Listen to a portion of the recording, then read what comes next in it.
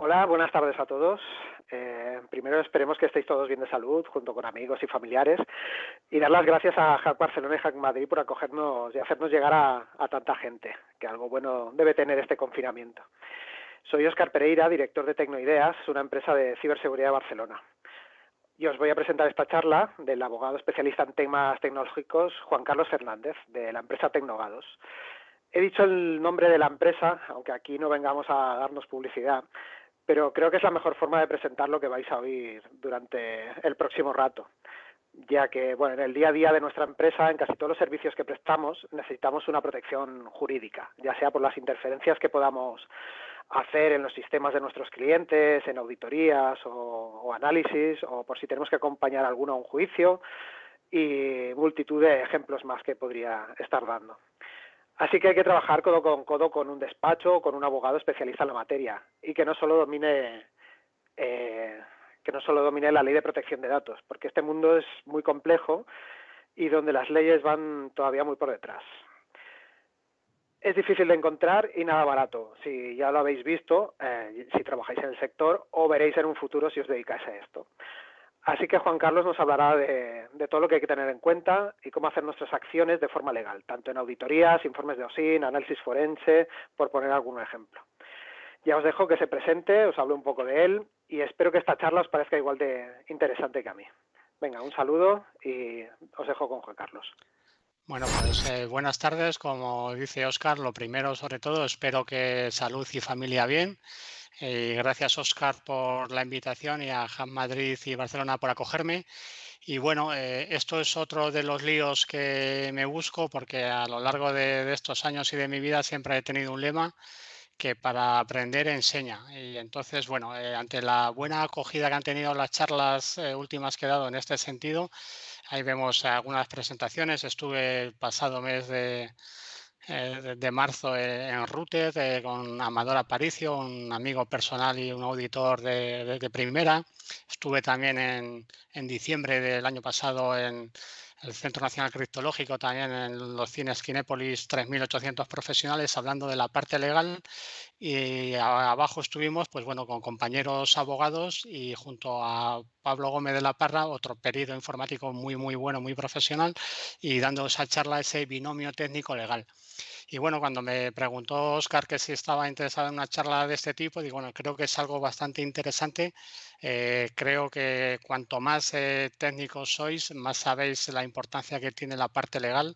En todas estas charlas el feedback que he tenido es el mismo, es si no vamos juntos, no vamos a ningún lado, porque cuando una investigación vuestra acaba finalmente en cualquier tipo de juzgado, tanto civil, penal o laboral, hay unas normas que hay que cumplir y tenéis que hacer un tema procesal y un tema legal que cumplir. Entonces, si en cualquiera de esas partes, cualquier tipo de investigación, al final no va de la mano del cumplimiento normativo, pues efectivamente al final ese buen trabajo técnico que habéis hecho no va a ir a ningún sitio. Así que creo que el título está muy bien puesto, es Trabajando Juntos, todos estamos en el mismo barco. Una parte que yo tengo interesante es que vengo de un background bastante legal y entonces lo que estoy haciendo ahora es reinventándome a darle esta cobertura y ese conocimiento técnico efectivamente al mundo jurídico y cómo se adapta la jurisprudencia y la norma pues a estas especialidades bonitas y cambiantes día a día. Y bueno, vamos a empezar con la presentación y en primer lugar, bueno, pues creo que es bastante interesante y se da en todos vuestros casos. Cualquier estudio, tanto forense, tanto de fuentes abiertas o sin, o cualquier investigación que hagáis, al final lo que trabajáis es una prueba indiciaria, y una prueba indiciaria, me explico, es partiendo de un hecho base. A partir de ahí se desarrolla una investigación y esa prueba indiciaria, como no puede ser de otra manera, está regulada en la jurisprudencia. Y bueno, para apoyar estos principios que digo, normalmente siempre me gusta citar sentencias. Aquí el perfil es más técnico que jurídico y bueno, pues no las pongo, pero os la digo. Hay una sentencia interesante, la 3504 del año pasado, el 19, en el cual nos dice unos puntos a seguir para construir una prueba indiciaria. Y partiendo de construir es porque efectivamente tenemos un indicio base que tiene que quedar acreditado. O sea, en nuestro caso sería ese hecho digital o tecnológico que se comete una irregularidad o un ilícito y a partir de ahí, con esa evidencia, iniciamos un proceso de investigación. Puede ser una dirección IP, puede ser una cuenta de correo, puede ser un número de teléfono, si se ha hecho, por ejemplo, a través de WhatsApp, puede ser un usuario de redes sociales. Tenemos un hecho base que acredita un hecho irregular o ilícito que vamos a investigar. Ese hecho base tiene que quedar probado con ese hecho y a partir de ahí se inicia la investigación.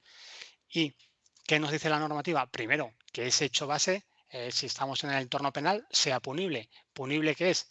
Que sea delito y que esté tipificado en la normativa en el momento en que se cometió. Porque en algún sitio, no sé si recordáis, hace unos cuantos años hubo, pues eso, se difundió de una concejala de un pueblo de Ciudad Real, unas imágenes íntimas que había mandado a una pareja que tenía una relación y al final eso se viralizó.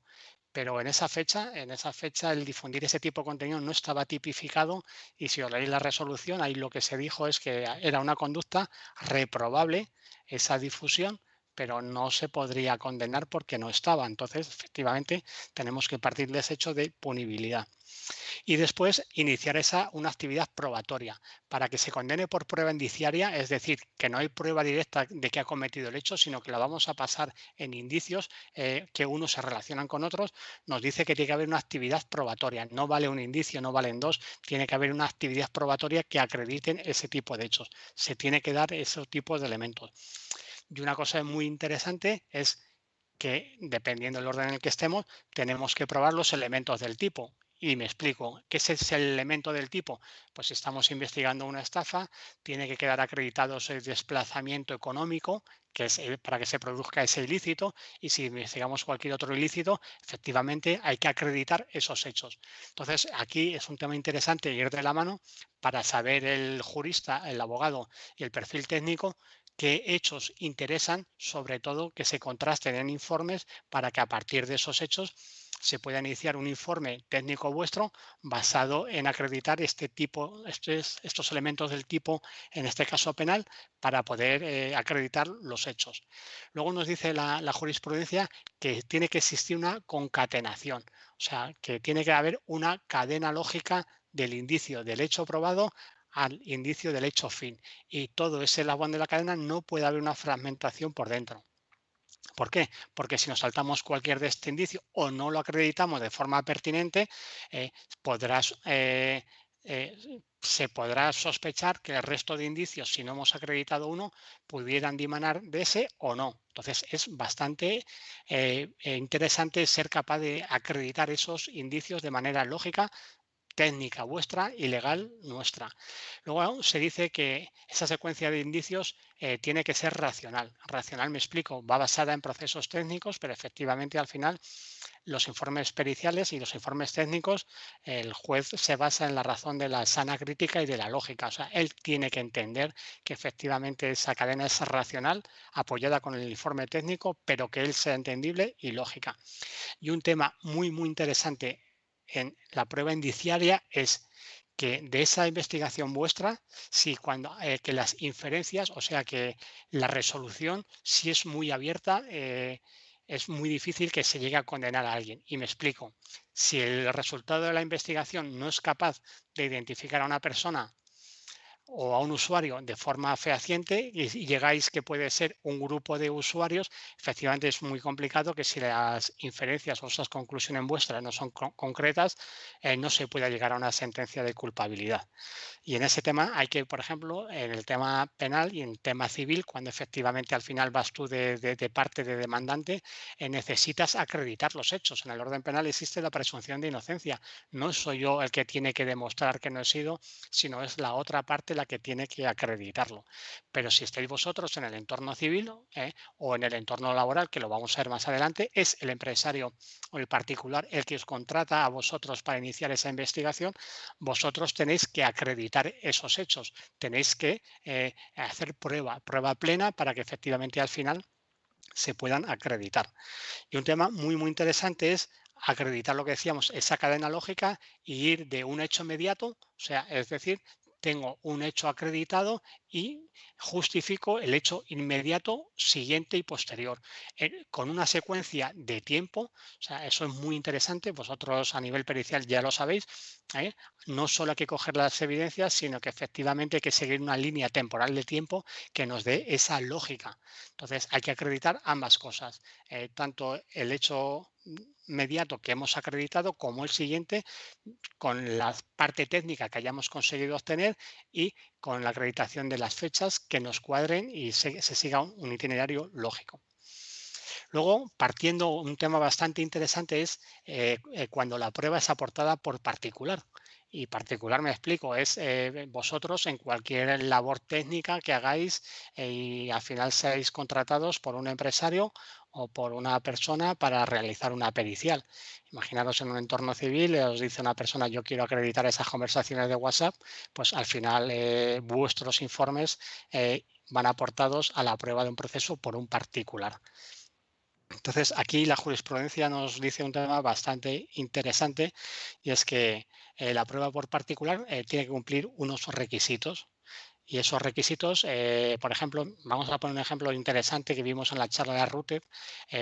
Amador y yo hicimos una charla, pues un binomio técnico y legal, en la cual, partiendo de unas conversaciones en la red Instagram que le quitaban las credenciales a un menor en la red social de Play Store para quitarle pues, los créditos que tuvieran y si está la tarjeta logueada, pues ver si se podría acceder o no. Y efectivamente allí se inicia una investigación que podéis ser vosotros. La charla tenía un nombre bastante típico y era la legalidad de la prueba indiciaria cuando mi papi es hacker. ¿Por qué? Porque a lo mejor si tienes conocimientos técnicos, sois vosotros mismos los que iniciéis esa investigación. Primero, para recuperar efectivamente la cuenta de Instagram de tu hijo o del hijo de tu amigo que te han quitado y posteriormente ver lo que sale. Ahí pudimos ver que efectivamente a lo mejor lo que empieza por una cuenta, te das cuenta que puede ser 28 cuentas y te puede dar cuenta de que si son menores quizás haya también otro interés más espurio detrás. Entonces hay que tener cuidado. Y para que esas investigaciones tengan lógica y tengan validez, se tiene que cumplir una normativa. Entonces, tenéis que actuar primero es que si en vuestra investigación se vulnera cualquier tipo de derecho fundamental, secreto, comunicaciones, intimidad, protección de datos, el tribunal una vez que se presente lo va a ponderar y si efectivamente esa vulneración se ha hecho para obtener ventaja en un proceso, lo más probable es que el tribunal no tenga en cuenta esa prueba.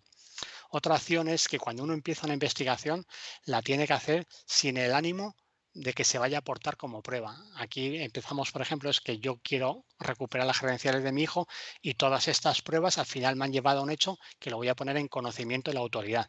Pero tu primer ánimo no era obtener prueba. Y tampoco nos dice el sistema que en un proceso penal no vale que el particular haga sus propias investigaciones y se presente ese tipo de pruebas son nulas de base. Por definir lo que es prueba ilícita vamos a traer una sentencia bastante interesante, también reciente, que es la del caso Falcani. Lo recordaréis todos, este informático que trabajaba en Suiza y cogió una lista de posibles defraudadores y lo que hizo con esa lista es intentar venderla en el mercado negro para poder conseguir un ánimo de lucro. Aquí la sentencia es bastante interesante, es un poquito densa de leer, pero vemos como primero el Tribunal Supremo y luego el Tribunal Constitucional hizo un tema bastante interesante en el cual dijo que aun siendo prueba ilícita, vulneradora de derechos fundamentales, ha logrado culpabilizar a las personas con la información que había en esa prueba. Es de las primeras resoluciones que valora un tribunal esa prueba ilícita, porque en este caso, primero, no son las fuerzas y cuerpos de seguridad ni los organismos estatales, sino que son el particular el que obtiene esa prueba y la aporta. Entonces, son bastante interesante de analizar. Y el tribunal, tanto el constitucional como el Tribunal Europeo de Derechos Humanos, está diciendo que al final, cuando alguien presenta una prueba, sobre todo un particular, ilícita a un proceso, lo que va a hacer es ponderar, primero, la transgresión que ha habido de ese derecho fundamental y ponderar sobre todo hacia un proceso justo.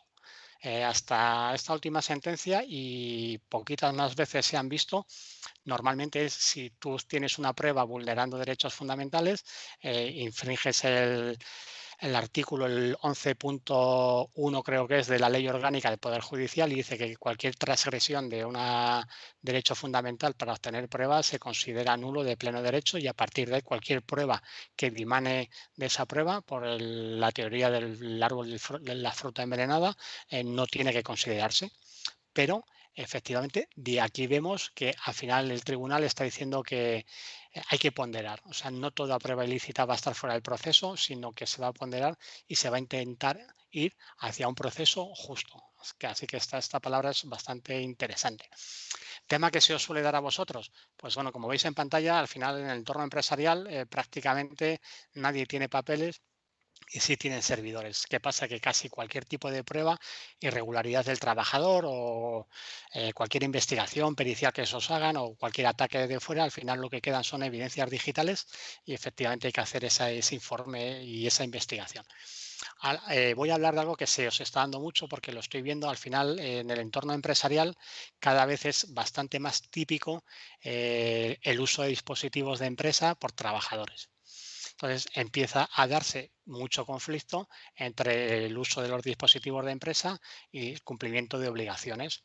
Entonces, efectivamente, al final, ese trabajador que puede estar haciendo una irregularidad o un exceso de uso de redes sociales en dispositivos de empresa, robo de información, acceso a información confidencial, acceso a cuentas de correo que no tiene autorización, cualquier tipo de ese proceso al final se da en el entorno empresarial y es ahí donde ese empresario busca a ese perito que haga esa pericial para que pueda acreditar esos hechos. Aquí hay un tema bastante interesante que me habéis preguntado mucha gente, dice, ¿qué pasa cuando es el empresario el que nos contrata y resulta que lo que hay que peritar o lo que hay que auditar es el dispositivo particular del usuario? ¿Por qué? Porque efectivamente la normativa lo reconoce y es posible. O sea, ahora el artículo 87 de la Ley Orgánica de Protección de Datos, la actual, la de Derecho de Garantías Digitales, nos dice en el artículo 87 que el empresario debe, y entendemos por debe, es que tiene que hacerlo, la regulación de uso de dispositivos de empresa. ¿Y por qué digo que debe? Porque eso pone al empresario en una postura de poder entre comillas, y es, si yo tengo regulado el uso de dispositivos de empresa, puedo quitar, puedo prohibir el uso particular y quitar lo que se conoce como expectativa de privacidad. ¿Qué es expectativa de privacidad? Es lo que han estado utilizando los trabajadores hasta ahora para cuando el empresario accedía a información de ese dispositivo de empresa, alegaban y decían, es que ha vulnerado empresario el derecho a la intimidad del dispositivo porque lo uso y lo uso a nivel particular, porque como no hay una prohibición expresa y es muy usual que efectivamente al final se haga un uso particular y en muchas resoluciones efectivamente el tribunal ha dado la razón. Voy a traeros dos aquí para que lo veáis. Una es una sentencia del Supremo muy interesante en la cual un alto ejecutivo pues está haciendo una actividad paralela que crea un conflicto profesional con su trabajo. La empresa sospecha y entonces ¿qué hace? Pues manda a este empresario a un viaje a Estados Unidos de trabajo y mientras tanto llama a un notario y llama a un perito y efectivamente solicita la extracción de correos electrónicos de ese trabajador. Hasta aquí, ¿vale? Todo correcto. Bueno, va a una empresa potente y hace una intrusión al correo corporativo y lo que hace, bien hecho, es no abro ningún correo, sino que por herramientas informáticas que vosotros conocéis, hace una búsqueda por palabras clave, una búsqueda que se denomina heurística, una búsqueda ciega, determina rangos de fechas, palabras claves y obtiene 2.000 correos y de esos 2.000 correos los aportará al proceso tras el estudio pericial. El estudio pericial determina que solo tienen interés para el proceso 15 correos. Cuando llegan este medio de pruebas al tribunal, el tribunal entiende no hay una regulación de uso de dispositivos de empresa previo. Habéis obtenido 2.000 correos, de los cuales solo 15 son pertinentes. entiende que la regla de la proporcionalidad no se ha obtenido y considera que se ha vulnerado el derecho a la intimidad del trabajador y hecha esta prueba fuera del proceso, retrotrae las actuaciones para que se juzgue en primera instancia. ¿Y qué pasa aquí? Que si no tienes otro medio de prueba que acrediten los hechos, ante falta de prueba, pues veríamos si ese desplazamiento, que en un principio podría ser lícito, si no hay otra actuación penal, se ve que no se va a poder acreditar.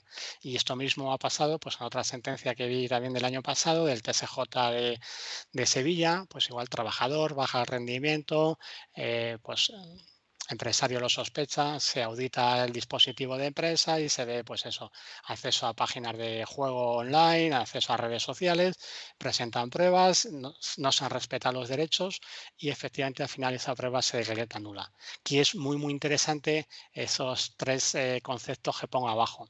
Primero, hay que acreditar la necesidad, o sea, es tú, empresario, necesitas para acreditar los hechos de los cuales tienes una sospecha previa, invadir esa privacidad o esa expectativa de privacidad al trabajador, porque si no, no puedes acreditarlo. Tienes que justificar que la medida sea idónea, o sea, que sea la que menos vulnera la privacidad del trabajador y medios proporcionales. Y si cumples estos requisitos, bueno, pues probablemente esa prueba, esa fuente de prueba que hayas obtenido y pericialmente se haya hecho ese informe que acreditan esa irregularidad, pues te permita poder hacer un despido en el caso que queden acreditados, un despido pertinente y nulo, perdona, un despido pertinente y efectivamente que no tengas pues ningún tipo de indemnización por haber violentado la buena fe contractual. Otro tema muy interesante en el cual empieza a haber muchas dudas es en el tema de OSINT. ¿Y qué es? Vosotros hacéis muchas investigaciones de fuentes abiertas y me explico. Una empresa de recursos humanos, por ejemplo, os puede decir, pues quiero estudiar a un candidato que va a entrar en la empresa, quiero estudiar a un trabajador que estoy sospechando de él que está haciendo algo, a ver qué está haciendo por la red, en temas de divorcios, en temas de detectives para acreditar hechos. Cada vez es más usual que se os encarguen a nivel técnico ese estudio de fuentes abiertas y en los cuales efectivamente la línea que separa intimidad, secreto de comunicaciones, protección de datos, efectivamente es una línea que hay que respetar en todo momento, puesto que cualquier investigación en la cual no seáis capaz de acreditar que se ha respetado este tipo de derechos o cualquiera de vuestro trabajo que acredite que se ha quebrado cualquier de estos derechos va a llevar a lo que hemos dicho antes, a declarar esa prueba nula por vulneradora de derechos y lo que haga es que ese trabajo de investigación potente quede fuera. Creo que aquí hay una labor muy importante para ir de la mano antes de presentar ese informe final a esa empresa que puede acabar en cualquier sitio. Tener ese asesoramiento legal para acreditar. Primero vamos a ver qué es lo que la empresa quiere acreditar y luego vamos a ver, conforme a todas las fuentes de prueba que ha obtenido el técnico, vamos a construir esa prueba indiciaria basada en la jurisprudencia que hemos dicho y vamos a intentar acreditar esos hechos y vamos a ver que no haya ningún tipo de vulneración de ese tipo de derechos. Y aquí imagino que sí lo hacéis y si no lo hacéis os invito a que se hagan. Hay veces que hay que utilizar esos tipos de terceros de confianza para dar un plus de calidad a ese trabajo en el cual se es capaz de acreditar ese hecho digital de una manera bastante interesante, que no seáis vosotros lo que digáis esa información con esa captura de pantalla, sino que sea un tercero de confianza el que obtenga esa fuente de prueba, ese vídeo que está en una red social y que puede estar hoy y mañana no está. El problema ya lo sabéis vosotros, el tema de Internet es que la volatilidad de las pruebas es muy fácil y la manipulación también. Es fácil manipular código en web cuando se trabaja en local y entonces al final hay un tema bastante interesante. Pero vamos a ver más adelante que las pruebas, las investigaciones que hace a nivel pericial gozan de presunción y ahora explicaremos qué es esa palabra de presunción. Bueno, y para concluir con vuestros informes técnicos o periciales, creo que es bastante interesante el tema de las conclusiones, porque al final el trabajo técnico que vais a hacer lo tenéis ahí, muy interesante, pero sobre todo es interesante esas conclusiones que tienen que ser menos técnicas y más entendibles, en las cuales se apoyan y basadas sobre todo, yo digo, en tres pilares. Conclusiones absolutas, que en informática hay pocas, pero hay, que puede ser, por ejemplo, la firma hash de un fichero, esa conclusión es absoluta, y si efectivamente el hash coincide, el hecho queda acreditado, y si no coincide y se puede acreditar porque no coincide, hay cierto tipo de discos o cierto tipo de dispositivos que en cada inicio efectivamente se cambia la información y efectivamente el hash deja de coincidir. Luego otra conclusión son probabilísticas. Efectivamente hay temas que no podemos basar en una certeza, pero sí un rango de probabilidades. Bueno, pues habrá que acreditar qué probabilidad de certeza creéis que se tiene. Y otro son temas estadísticos. Bueno, pues efectivamente ante cierto resultado del informe, pues se podrá valorar qué resultado se obtiene y cuál es la media normal para ponderar a partir de ahí que el juez o el tercero imparcial no técnico pueda valorar ese resultado. Otro tema, como decíamos, es muy interesante que las conclusiones sean cerradas, y cerradas es que seamos capaces de acreditar la identificación de ese usuario o de esa persona sobre la que se está haciendo esa investigación. Ante una conclusión abierta, y si no podemos identificar de forma fehaciente o con no muy alta probabilidad, es probable que al final esa investigación no vaya a determinar, identificar una autoría. Hay que construir una cadena de indicios, no vale un indicio, sino tiene que ser una cadena y acreditar, como hemos dicho, una a una, que la primera de un hecho inmediato vaya a un hecho inmediato y que esos eslabones no se rompan en ningún momento. Y tema interesante es acreditar, como hemos dicho, los elementos del tipo. Vamos a saber qué estamos investigando y a partir de saber qué estamos investigando, vamos a ver qué tenemos que probar. Y aquí es la frase que os decía, está apoyada en una resolución en la cual dice que si la información presentada por peritos goza de presunción en sus informes, salvo sospecha razonable. Y está claro que cuando un perito acude a un juzgado, acude en calidad de decir verdad. Y efectivamente la normativa entiende que eh, lo que él dice o las investigaciones que él apoya, si no existe una prueba en contrario, efectivamente goza de presunción. Y el juez puede entender que lo que el perito dice es efectivamente lo que ha pasado si no tiene otra sospecha para acreditarlo. Y luego, al final, las resoluciones, los informes periciales y técnicos que se presentan en procesos laborales, civiles, en cualquiera, no generan prueba plena, sino que efectivamente es el juez el que tiene que valorar en criterios de la lógica y de la sana crítica, así como en la experiencia científica que aportéis vosotros, para poder valorar el grado de resolución o la culpabilidad. Y hay alguna resolución bastante interesante en la que nos dice que ahí podemos valernos, es que si son ciertos los indicios, se entiende que ha de serlo el hecho de culpabilidad. Y también es bastante interesante decir que si hay un razonamiento partiendo de indicios y se ha llegado a una conclusión, pues efectivamente, y la podemos razonar, pues esa conclusión habría que tenerla en cuenta. Uno de los últimos temas y muy interesante es el tema de cadena de custodia. Imagino que todos sabéis de qué tratamos, si no lo vamos a hacer. Cadena de custodia es un proceso en el cual se debe demostrar la integridad, que la prueba, el indicio que se recoge en una primera instancia, ¿vale? Y se va a mandar a analizar, es el mismo que llega a un laboratorio, se analiza, se emite un informe y es el mismo que se envía posteriormente al juzgado con ese informe. Ese es el proceso de cadena de custodia, y en todo ese proceso tiene que quedar acreditado, primero, descripción del indicio que se ha recogido, que en el mundo digital podemos irnos, si es un disco, podemos irnos a describir el disco, marca, modelo, número de serie, capacidad, y si al final se ha de enviar a otro laboratorio para que se haga ese análisis, pues lo que se hace normalmente es que se sella en una bolsa de precinto con un número o con unas firmas de las autoridades, de ese notario, por ejemplo, que decimos que os apoya, pues efectivamente se habrá de hacer ese inicio. En el caso de que haya un apoyo de ese notario que está justificando vuestros hechos, es bastante interesante que el notario se le incentive a escribir para que describa qué procesos hacéis. En todo ese proceso creo que es muy interesante y me habéis hecho varias preguntas, es si yo, técnico, soy responsable de la legalidad de esa prueba.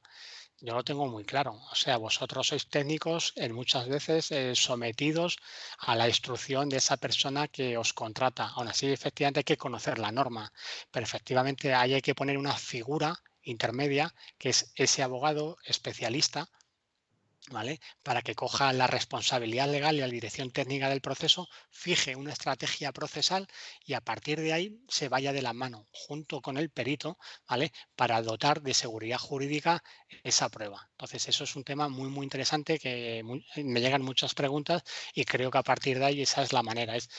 Somos un binomio, pero somos un binomio cada uno en su sentido y trabajando juntos claramente somos mejores.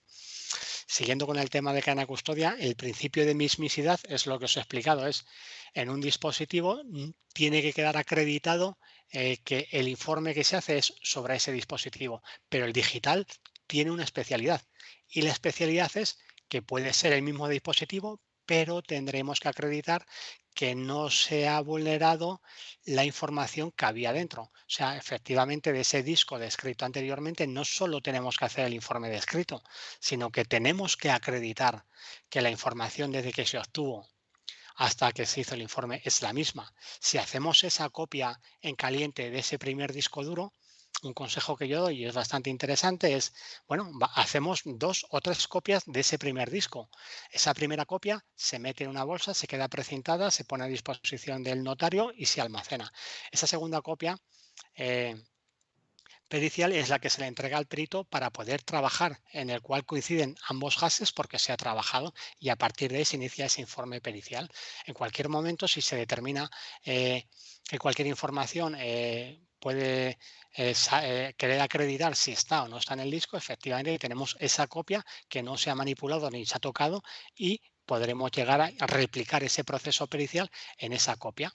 Un tema bastante interesante es ese que decíamos, autenticidad es, vamos a ver la autenticidad de la evidencia y efectivamente en temas de Internet una manera de acreditar la autenticidad de los indicios es efectivamente utilizar ese tercero de confianza que es esa empresa LegalTech que es un tercero ajeno que obtiene la evidencia digital pues de la grabación de una red social, la grabación de cualquier contenido de Internet o alguna certificación de correos electrónicos si se utiliza. Y el tema de integridad es un tema que decía, y repito, es el tema de si yo firmo con un número hash y repito el proceso y la copia hash no se ha modificado, efectivamente la integridad está acreditada y si se ha modificado habrá que ver si tiene una explicación lógica o no. Tema muy, muy interesante es el tema de la quiebra de la cadena de custodia. ¿Qué es lo que pasa aquí? Es si en cualquier proceso se rompe la cadena de custodia y es en el proceso desde que se recoge la prueba hasta que se lleva en cualquier de ese tipo, en cualquier de ese proceso intermedio, no queda acreditado que se ha respetado la integridad del dispositivo, no queda acreditado quién ha hecho los informes, quién ha manipulado las pruebas, qué profesionales han actuado, efectivamente crearíamos una irregularidad y el tribunal y la jurisprudencia nos dice que ante este tipo de irregularidades el juez o el tribunal no tiene por qué no tener en cuenta el resultado del informe, sino que efectivamente lo valorará. Claramente tiene que probar el que alega el proceso que se ha roto esa cadena de custodia, la normativa le exige aprobar, pero no aprobar con un hecho vano y que no sea concreto. Dice, se ha podido romper el proceso de cadena de custodia, no, hay que acreditarlo y ver efectivamente en qué parte del proceso ha quedado acreditado. Y si es capaz de acreditar de forma plena esa rotura de cadena de custodia, lo más usual es que el juez, esa fuente de prueba que ha quedado rota desde el que se recogió hasta que se emitió el informe, no se tenga en consideración. Y bueno, terminando ya con esta diapositiva, un tema interesante en el cual, bueno, pues ha surgido hablando con técnicos y es, bueno, ¿qué documentación profesionalmente trabajamos a nivel técnico para que yo me pueda sentir seguro del tema que estoy haciendo? Bueno, pues una primera parte es en un informe técnico, que como decimos, ahí sois vosotros lo que efectivamente al final tenéis que justificarlo, y es, bueno, pues en un informe técnico en el cual efectivamente de fuentes abiertas, de intrusión en dispositivos de empresa, bueno, pues vamos a ver o vamos a valorar darle un soporte legal a ese informe de cumplimiento normativo para que efectivamente tenga más certeza y más seguridad de que el informe y las pruebas que yo acabo de presentar o voy a presentar a un proceso, por lo menos gocen de presunción de legalidad, y es con el informe o con el asesoramiento de un perfil legal de un abogado, puedo hacer que mi informe técnico goce de más calidad, apoyándolo en temas y resoluciones legales. Y otro tema documental bastante interesante es qué documentación tengo que hacer como freelance, que seréis bastante los que estáis aquí, o como gente que tenéis una pequeña empresa y al final os contratan para esa pericial o para esa auditoría. Bueno, pues aquí el tema es bastante interesante. Es, bueno, primero a lo mejor es, voy a firmar un contrato de confidencialidad. eh, eh, yo freelance con cliente. ¿Para qué? Pues para que efectivamente no se pueda transgredir ningún tipo de información, dato personal o información confidencial que se haya partido de esa reunión. Entonces, os invito a tener un primer modelo contractual, un contrato de NDA de confidencialidad. Otro tema interesante es, efectivamente, vosotros tenéis dos opciones: que sea una empresa la que os contrata y hacéis el servicio, o vosotros freelance que necesitáis una colaboración y tenéis que contratar a otro profesional para realizar un servicio, lo que se denomina una subcontratación. Bueno, pues efectivamente todo eso tiene que quedar reflejado en una relación contractual. Primero, ¿qué hay que acreditar? Hay que acreditar sobre todo definir el objeto, y es muy interesante saber vuestro en qué entorno o en qué contexto estáis trabajando. Si al final estáis haciendo cualquier tipo de auditoría de seguridad, es muy interesante saber si efectivamente el entorno en el que trabajáis es un entorno de producción, no es un entorno de producción, es de pruebas. Si os dan contraseña y password, entráis, ver qué podéis tocar. Todo ese tipo tiene que quedar reflejado en el objeto del contrato. Primero, muy interesante, pues para limitar primero responsabilidades, y es sabiendo en qué entorno te mueves, puedes ver hasta dónde puedes llegar. También es muy interesante, en el caso vuestro, es, bueno, voy a poner en el objeto del contrato la dirección IP, voy a conseguir una IP estática para que la empresa se sepa en todo momento que el que está haciéndole esa auditoría, o si encuentra algo raro, determine efectivamente que soy yo el que está entrando, porque esa es la dirección IP con la que estoy haciendo esa investigación. Eso obligatorio reflejarlo en ese tipo de contrato. Luego, algo muy común, pues bueno, duración, establecer unos plazos, establecer un precio, una forma de pago, algo típico, no voy a entrar en más. Eh, Fijaros ese medio de prueba, es si la relación contractual es a través de correo electrónico o a través de cualquier otro canal informático, algo muy típico. Bueno, pues vamos a guardar esos correos electrónicos o vamos a darles un plus de calidad y vamos a firmarlos digitalmente, porque esa firma digital del correo lo que te hace es que si tuvieses que aportar ese correo, pues goza de presunción de validez. La firma digital lo acredita, una firma reconocida como la que puede dar la Hacienda o la que nos consta en el DNI a todos, únicamente incorporándola en el sistema. No ni fácil ni difícil, vosotros técnico muy fácil, pues te da ese plus de calidad. También en esa relación contractual es muy interesante definir qué relación mercantil hay, es decir, yo únicamente la relación mercantil es que te contrato para esa prestación de servicio y no tenemos ningún tipo de dependencia laboral. Interesante el tema de subcontratación. Y, por ejemplo, en temas de privacidad, si tú vas a subcontratar a alguien, el reglamento de protección de datos te obliga y te exige a que la persona que subcontrates cumpla la misma medida de garantía que tienes tú como profesional. Entonces, esto tiene que quedar reflejado en ese contrato y someter a la persona, ese tercero que contratas, someterlo obligatoriamente al tema de privacidad y confidencialidad de los datos a los que pueda acceder. Interesante saber y contar con si tenéis seguros o garantías que pudieran cubrir esa responsabilidad civil en caso de que algún tipo de investigación haya algún tipo de daño. Interesante es saber de quién es el dominio de propiedad intelectual. Imaginaros que de una investigación efectivamente al final sale un tema interesante y un tema, ¿quién es el titular de esa investigación? ¿El yo que lo he contratado o el freelance que lo ha conseguido? Pues bueno, para no llegar a un conflicto, efectivamente si se pone en una cláusula y se hace cumpliendo norma, pues efectivamente queda muy claro. Y luego otra cosa es, pues bueno, ver a qué jurisdicción te somete. Bueno, sometámonos primero a mediación, arbitraje, y si no, iremos a un tribunal, pero creo que es bastante más interesante evitar cualquier tipo de pleito. Y bueno, para terminar, me gustaría terminar con una frase de fiscal de seguridad informática, Jorge Bermúdez, es alguien que lo sigo en charlas, es alguien bastante interesante y ahí dijo una frase muy potente en Reuters que me marcó, que dijo los hackers están en Venus, los jueces en Martes y la pobre justicia siempre en medio. Y efectivamente esa frase potente lo que hace evidenciar es que hay dos mundos, pero al final hay que aproximarlos porque la realidad nos está diciendo que el mundo cada día es más digital y lo que hay que hacer efectivamente es adaptar la normativa y la regulación a la sociedad y a fecha de hoy es claramente digital. Problema que esto es muy rápido, este mundo va muy veloz, el mundo digital, y la regulación normalmente siempre va por detrás, pero bueno, no todo hay que regularlo, yo creo que efectivamente hay que regular los principios, no la casuística, y a partir de ahí efectivamente adaptarnos. Y por mi parte, nada, os paso la página si queréis visitarme o conocerme. Estoy abierto ahora a cualquier tipo de preguntas y ha sido un placer. Gracias a Hub Madrid, Hub Barcelona y Óscar por invitarme. Y nada, ahí tenéis mi Twitter. Y en este tema publico cositas relacionadas con este asunto. Muchas gracias. Pues bueno, Juan Carlos, muchas gracias a ti por este rato que nos has abierto un poco más a las leyes y nuestro trabajo diario. Hay unas cuantas preguntas, lo digo por si podemos intentar contestar alguna, que van relacionadas con la charla. Las que no, las he quitado ya, pero hay alguna que sí que es relacionada con la charla. Y bueno, alguna puede sonar interesante, ¿no?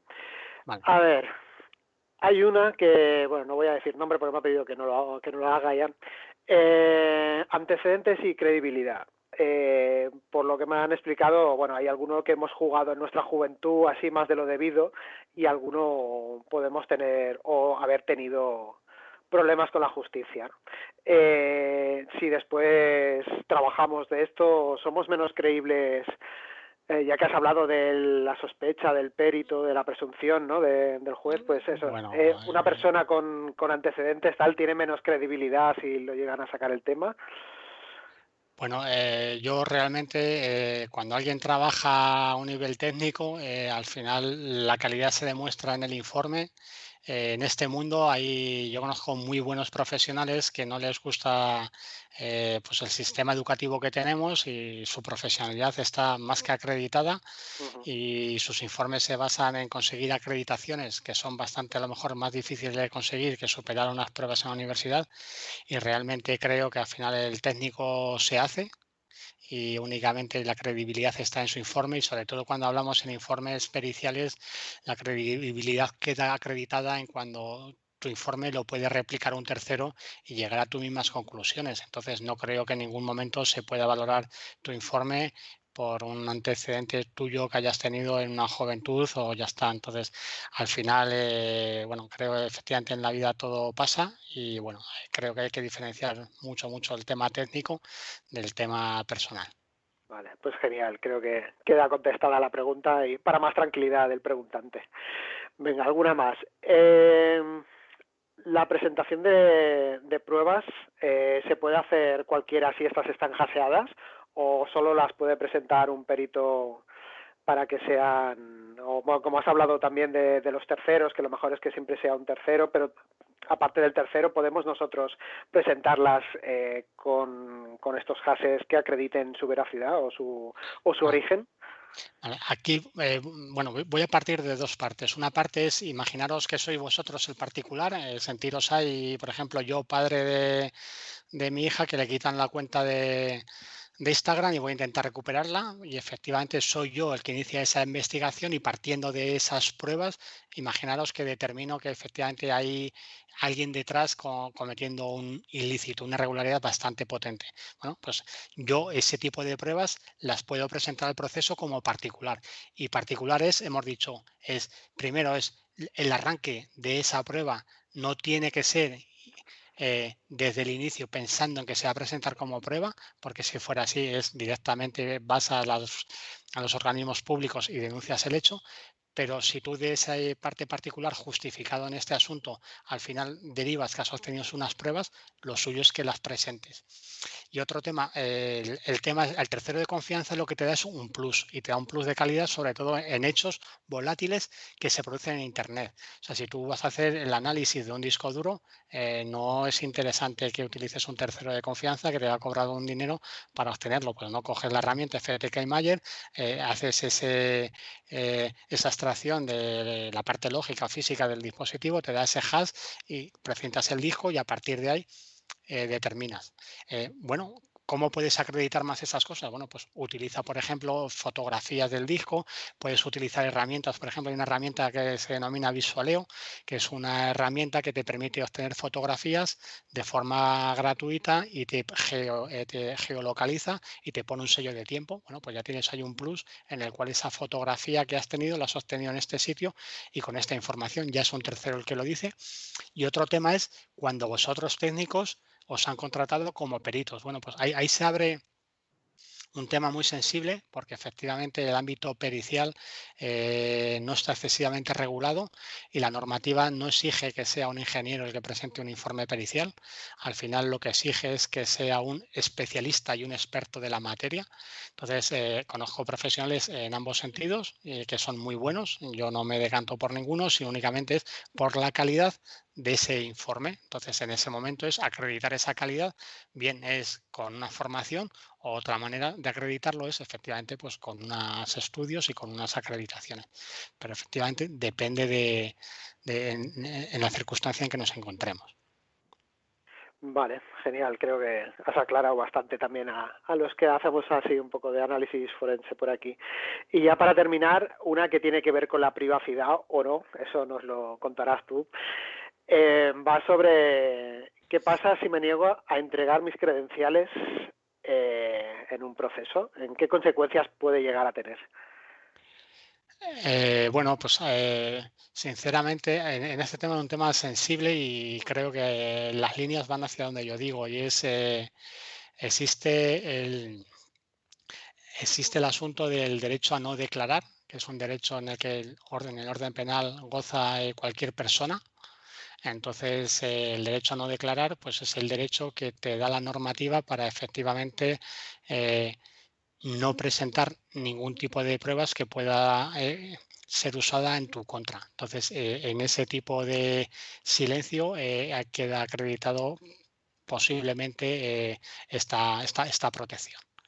Es un tema sensible en ese asunto, pero efectivamente depende también del orden, porque si nos vamos, por ejemplo, al orden laboral, normalmente esa contraseña que te van a dar, si no la das tú, al final el dispositivo se lo va a saltar el informático de la empresa porque efectivamente tendrá esa configuración.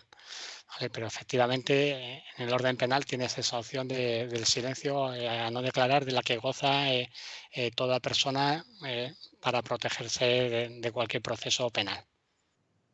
Vale, pues ya está. Muchas gracias. Era la última pregunta, nada más se ha animado.